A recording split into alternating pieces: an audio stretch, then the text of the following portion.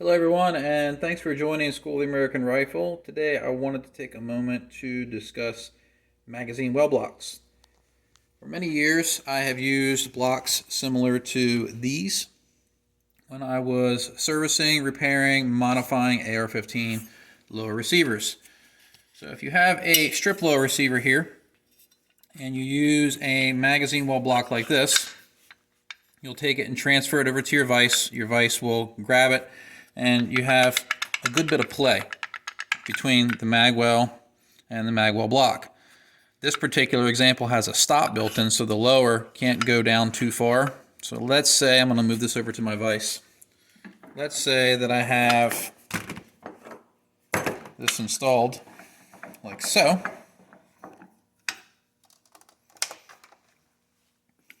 And I didn't have this stop here. If I were to drop it on here, like this other example that I have, let me grab it and bring it over. I have this installed. I drop it, the lower is going to hit my vise. It's going to put a ding in it.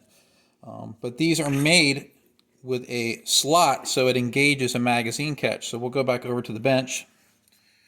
So if you have an assembled lower receiver, it'll grab, and it'll give it a little bit more positive hold of the lower receiver. It's not going to flop around as much. It still has that slot, but it isn't going to come off of the fixture.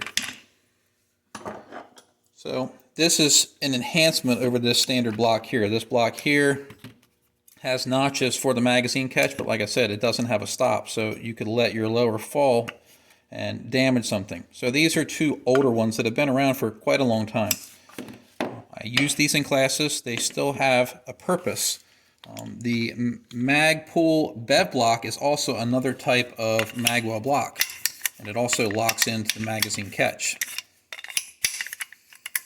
You have two different sides. This side will allow it to lock in partially, but it gives it a lot of slop. This side will actually engage the mag catch, so it retains it. It has a built-in stop. You grab it in the vise like so, and it's still a good tool. So I would say it's probably equivalent to this. But the added benefit is if you flip it around, you can also work on upper receivers with this. So this is much more versatile than these two, but also much more expensive. I believe these go somewhere in the range of $40 to $50, where these can go anywhere from, let's say, $10 to $25. So that being said, they all have their purpose. But there's a new item that was given to me to test out by a friend at the Primary and Secondary Training Summit. Made by a company called Lock and Hold, PivotLok Incorporation. And what's really neat about this is once you put it into the lower receiver, whether it's assembled with a magazine catch or it's stripped, you simply take a tool, put it into the bottom of this fixture, tighten it, rock solid.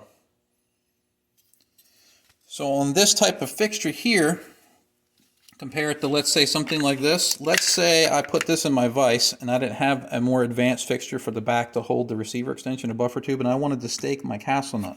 This thing has a lot of slop, so if I try to stake, it's going to move around. It's going to be more likely that I will damage something or slip with this type of setup trying to do any kind of precise work like staking. Or this, rock solid. Bring it over to the vise.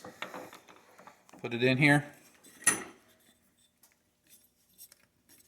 It's not moving. Rock solid.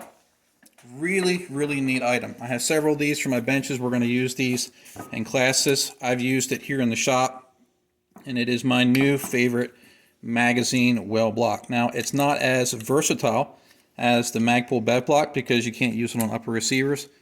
But what this one tool may do is it may eliminate the need to have something like a Geisley reaction block, or the copy that Botac makes. I think it's called a Cleave Zion. I'm not saying that those particular tools aren't useful. I'll bring them over on the camera. These are the items I'm talking about. I use these to install castle nuts and to hold the lower receiver as we're staking. So this could be used in place of that. I believe these are going to retail right around $50. I don't know offhand because this was given to me for a test and evaluation.